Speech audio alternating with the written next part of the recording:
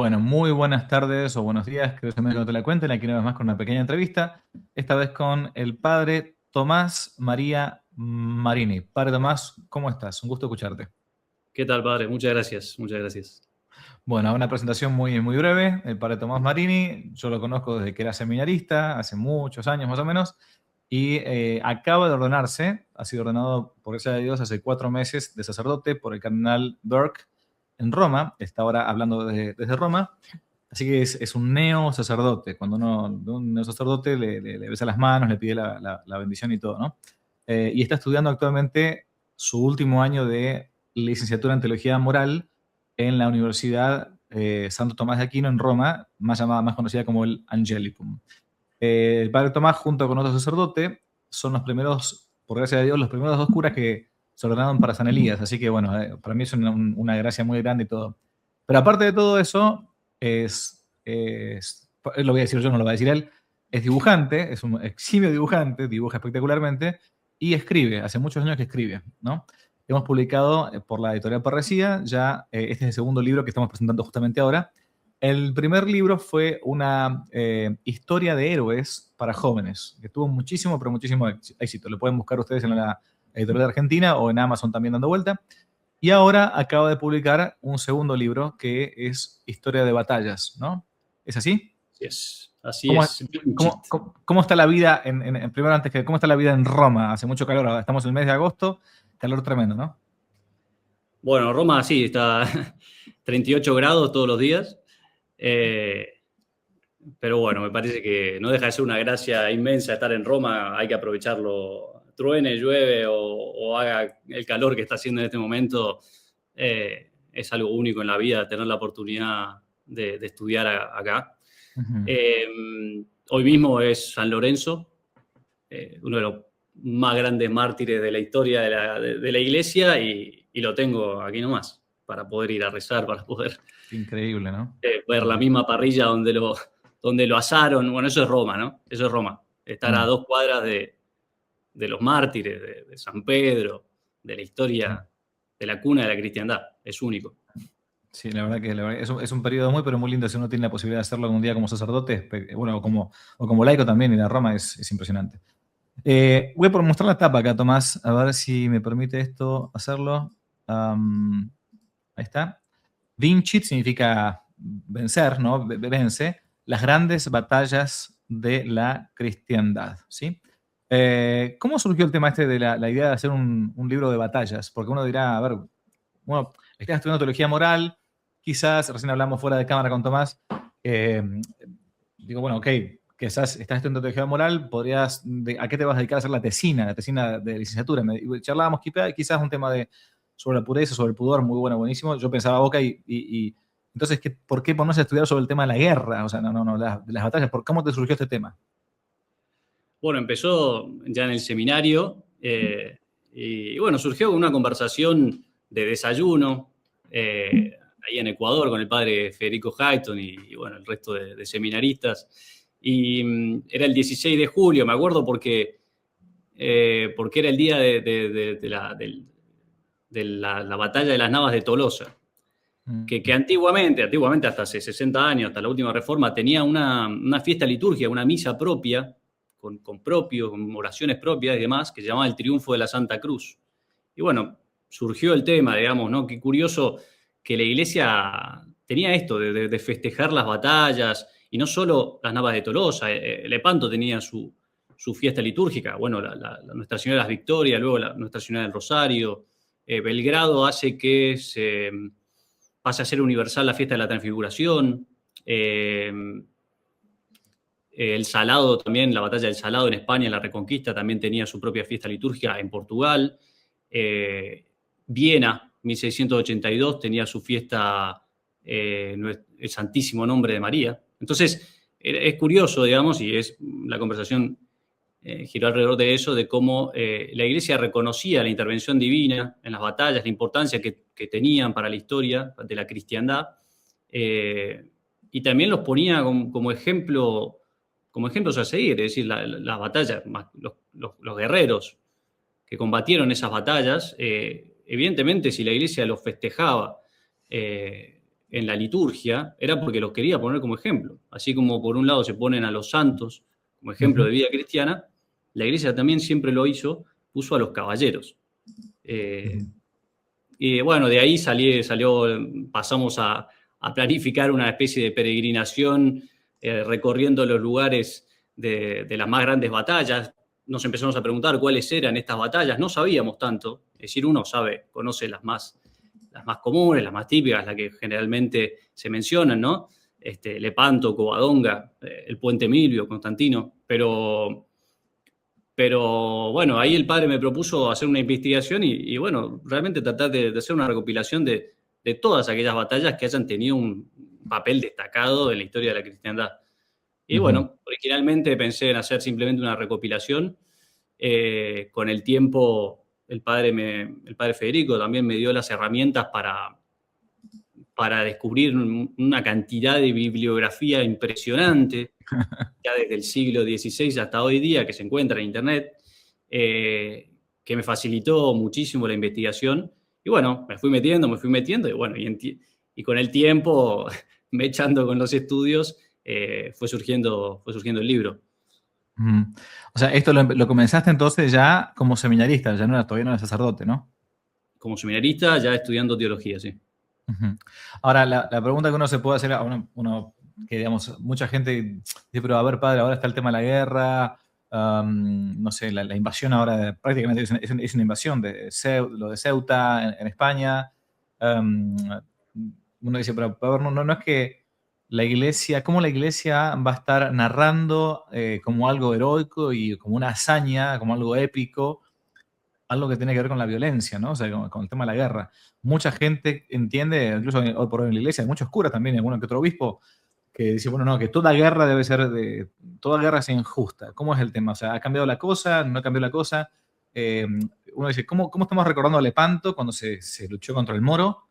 O cómo, a ver, o cualquier otra batalla, de las grandes batallas, la batalla, no sé, de la Nava de Tolosa, o la Reconquista, o lo que fuera, si Jesucristo es el príncipe de la paz, ¿no? Lo llamamos así, ahí viene el príncipe de la paz, ¿no? O sea, ¿cómo un sacerdote católico se va a poner a estudiar y a elogiar la guerra, la violencia? Eso es un poco fascista, fundamentalista, retrógrado, nazifascista. ¿Cómo es la cosa? Bueno, la respuesta nos la da el mismo Jesucristo, y no hay que ir más lejos. Él mismo dice, yo he venido a traer la paz, pero no la paz como la da el mundo. Y de eso se trata, de hacer la distinción entre la paz verdadera, la paz de Jesucristo, y la paz que da el mundo, que evidentemente es una paz contraria a la paz de Jesucristo, no es solo distinta, es enemiga, es contraria. Entonces, de esa paz, de los que buscan esa paz del mundo, surge la falsa paz o los falsos pacíficos, que son los pacifistas, ¿no? Que busca la paz a costa de todo, a costa de todo. Es decir, Ahí está bueno. ¿Qué diferencia hay entre un pacifista? San Francisco es la cuna del movimiento hippie, por las dudas, si no lo sabían algunos. Acá nació el movimiento hippie, ¿no? Y todavía hay un barrio acá cerquita que se llama, bueno, eso no importa. Donde la gente va, ahora son hippies con iPhone, ¿no? O sea, son todos comerciantes y qué sé yo, pero no importa.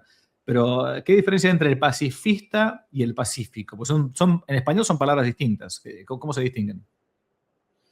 Bueno, empiezo por el pacifista, que es más fácil. Sí. El pacifista es aquel que está dispuesto a sacrificarlo todo. Lo bueno, lo bello, lo verdadero, la verdad, en el altar de la paz, o más que de la paz, porque la paz es una palabra nuestra, buena, deformada. Es en el altar de la tranquilidad, de la comodidad, del confort, ¿no? Y por lo tanto es alguien que jamás va a desenvainar la espada por una causa justa, y va a estar dispuesto a sacrificar a los suyos propios, digamos. El pacifista puede llegar a cualquier extremo que se nos ocurra, y lo estamos viviendo, lo vemos de algún modo en lo que está pasando en Europa, con cierta prédica pacifista, tanto política como a veces de parte de la misma iglesia, que pareciera que nos dice que tenemos que renunciar a cualquier tipo de defensa de nuestra cultura, de nuestra cultura occidental, de nuestra fe, más que nada, y simplemente aceptar su desaparición y su destrucción. Bueno, eso por un lado el pacifismo. La paz verdadera se sigue del orden cristiano. se sigue del reinado de Cristo, del reinado de la verdad, del reinado de la belleza, y cuando son amenazadas cualquiera de esas cosas, es lícito, con algunas condiciones que la Iglesia siempre ha especificado para que sea una guerra justa, pero es lícito combatir a los enemigos. Y la otra gran mentira de los pacifistas, es que no hay enemigos. Y hemos escuchado ya, lamentablemente, recientemente, el cristiano no tiene enemigos. Pero ¿cómo puede ser que no tenga enemigos si la Iglesia durante 2000 años ha hablado de los tres enemigos del alma? Entonces Cristo se equivocó, porque nos mandó a amar a alguien que no existe. Cristo, sí, bueno, eso es lo que pasa con estas desviaciones, con estos errores, es que al final cuando lo contraponemos con el Cristo que aparece en el Evangelio, con las palabras mismas de Jesucristo, no se corresponden. Y uno llega a preguntarse, ¿esta gente lee el Evangelio? Porque Jesucristo dice que vino a traer la espada, manda a vender el manto y comprar la espada. O sea, nos dice que el reino de los cielos es de los que lo arrebatan, de los valientes, ¿no? Así que sí, evidentemente que hay una distinción entre el pacífico, que es hijo de Dios, que está dentro de las bienaventuranzas, que rechaza la guerra, rechaza la guerra, el sufrimiento y la muerte. Eso está clarísimo, no hay ninguna duda. Es decir, eso fue introducido por el demonio, fue introducido por el primer pecado de nuestros padres. Pero desde el primer momento hubo guerra. Desde el momento de que existió el pecado, que fue el pecado de los ángeles, el pecado de los demonios, tuvo que haber alguien enfrente defendiendo los derechos de Dios, que fue San Miguel Arcángel en su momento. Y la guerra fue introducida por eso, por una rebelión contra Dios. Pero desde el momento que hay enemigos, como lo hubo Lucifer, tuvo que levantarse un San Miguel Arcángel. Y a nosotros nos toca también, y de muchos modos distintos, no necesariamente siempre desenvainando la espada o cargando un fusil, pero sí nos toca enfrentar a esos mismos enemigos y tendremos que hacerlo también al fin de los tiempos, no nosotros, pero los cristianos. Así que es una realidad del hombre la lucha en esta tierra, lo dice el libro de Job, la famosa cita, milicia es la vida del hombre sobre la tierra, y es así, y no nos queda otra que combatir. El libro, además de ser simplemente una historia de batallas o de narraciones épicas, bélicas, también está puesto de modo cronológico, hasta podría ser una especie de resumen de la historia misma de la cristiandad, ¿no? De la historia misma de la Iglesia a partir de sus batallas. ¿Es así? Así es, eso surgió un poco con el tiempo. Primero diagramé las batallas y después me di cuenta que quedaban muy, muy aisladas unas de otras, y que no costaba demasiado tratar de unificarlas, concatenarlas con un resumen histórico de lo que sucedió entre una batalla y otra. Y eso me dio la oportunidad de escribir, bueno, no solo un libro de batallas, sino un libro de historia de la cristiandad. Me parece que lo enriqueció muchísimo. Me da la oportunidad de hablar no solo de victorias, sino también de grandes derrotas de la cristiandad, porque en la providencia divina no siempre las armas cristianas han triunfado. Este año cumplimos 100 años de la cristiada, o sea, una de las más grandes y gloriosas guerras peleadas para defender a nuestro Señor, los derechos de la Iglesia, y fue una guerra que se perdió. Se ganó en las armas, se perdió después ya con las negociaciones, pero...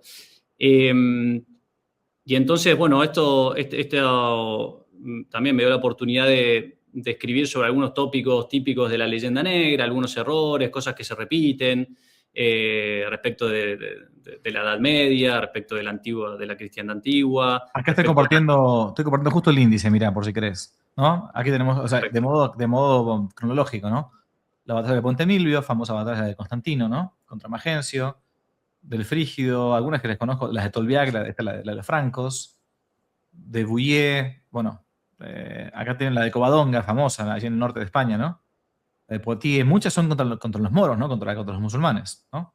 Esa es la gran conclusión del libro. Claro. El gran enemigo, aunque muchos quieran negarlo hoy en día, de la cristiandad ha sido el Islam.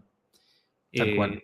El gran enemigo que lo ha combatido a través de las armas. Evidentemente que hemos tenido otros enemigos que han actuado de otro modo, pero las más grandes batallas se han dado contra el Islam. Acá tocas tres últimos temas: la Cruzada Española, la mal llamada Guerra Civil Española, o la Cruzada, se le llamó así en la iglesia, la Cristiada, con el tema de los cristianos mexicanos, y la Vendée en la Revolución Francesa, ¿no? Así es, y esas son dos derrotas y una gran victoria, que fue la victoria de la Cruzada Española, que evitó la victoria del comunismo y la destrucción de la iglesia en España, Sí.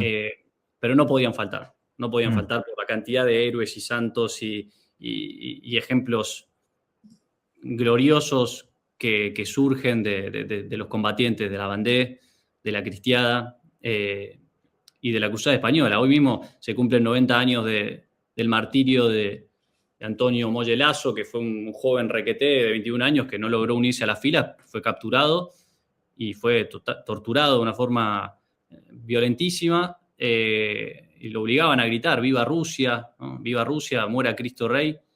Y él gritaba, no, ¡Viva Cristo Rey! ¡Viva Cristo Rey! ¡Viva España! Podrán matarme, pero Cristo no muere, Cristo vive, Cristo vence. Uh-huh. Así que, bueno, a mí me parece que es muy interesante para el lector. A mí me ayudó muchísimo que el móvil, lo que me movió a escribir, fue más que nada eso, el impacto que tuvo en mí conocer la historia católica, conocer nuestros héroes, nuestros santos, conocer estas batallas, desmontar los mitos, desmontar las leyendas negras. Como joven en su momento me ayudó muchísimo a amar mucho más a mi iglesia. Para mí es fundamental. Yo creo que es importantísimo conocer la historia católica y estar preparado para defenderla, para poder vivir como auténticamente cristiano, es decir, como constantemente nos están atacando. Y un gran escudo, una gran defensa, estar preparado justamente en esto para saber defenderla. No solo eso, sino estar realmente orgulloso de ser católico, de pertenecer a la iglesia que ha construido la civilización occidental y de ser parte de una iglesia que ha dado tantos héroes y santos. ¿A quién va dirigido el libro? Si uno dijera, bueno, ¿quién debería leerlo, el libro este? Para mí, cualquier lector. Es un libro de 400 páginas. Cualquiera que ya crea que puede leer un libro de 400 páginas con cierta densidad. A diferencia del libro anterior, no está tanto dirigido a niños, pero cualquier ya adolescente que crea que puede encarar un libro de 400 páginas, me parece que lo va a aprovechar muchísimo. Sí, aparte es fácilmente leíble porque son capítulos con batallas, ¿no? Son capítulos cortos, traté de escribirlo de modo dinámico, traté de poner elementos que lo hicieran más fácil de leer, no cargarlo excesivamente con datos. Las notas al pie también me parece que son divertidas, son interesantes, son datos curiosos que ayudan también a la lectura. Así que cualquiera a partir de, no sé, 13, 14 años, me parece que para adelante podría leerlo perfectamente. Buenísimo, buenísimo. Bueno, lo aprovechemos al padre Tomás entonces. Como dije, padre Tomás Marini. Ahora actualmente está estudiando en Roma. Dios mediante termina a mitad año que viene su licenciatura en moral. Así que si algún día van por Roma, lo pueden visitar. Está ahí estudiando en el Angelicum, ¿no? Y ha estado misionando en varios lugares. Últimamente ha estado en un lugar, no me sale el nombre porque me olvidé el nombre buscando esa tribu que fueron cuando fueron con unos laicos españoles. En Kirguistán. Kirguistán. Nunca me sale el nombre. Kirguistán. Ese fue, bueno, algún día para contar una experiencia, algún día sobre ese tema es espectacular. Fueron a buscar unas tribus que parecían no estar todavía evangelizadas, ¿no? Así es, teníamos los informes muy, muy vagos, pero algo había de que en este país musulmán, mayoritariamente musulmán, quedaban algunas tribus en la montaña que aún practicaban cierto como chamamismo o una mezcla de budismo y brujería, y de ellos no está prohibido por el gobierno evangelizarlos, entonces, y nadie los había contactado, entonces nosotros fuimos a buscarlos. Los encontramos, lamentablemente estaban ya, por lo menos al menos los que encontramos conversos al Islam. Pero bueno, fuimos con un grupo de jóvenes, de chicos españoles, muy... Como siempre, en la misión, el primer misionado es el misionero, ¿no? Y no el misionado, no el que recibe el evangelio, ¿no? Es así. Así que bueno, es espectacular. Así que cuando el padre Tomás no está escribiendo un libro sobre batallas, las está dando. Para Tomás, para terminar, si nos puedes aprovechar de dar la bendición, ya que estás todavía ni siquiera en tus primeros 6 meses de sacerdote, para toda la gente que va a ver este programa. Muy bien. In nomine Patris et Filii et Spiritus Sancti. Amén. Amén. Dominus vobiscum, Et cum spiritu tuo. benedicat vos omnipotens Deus, Pater et Filius et Spiritus Sanctus. Amén. Amén. Muchísimas gracias por el tiempo y espero tenerte de vuelta por aquí, por este programa. ¿Sí? Un gusto. Gracias por la invitación, Padre. Dios los bendiga a todos. Que no te le cuenten. Chao, chao.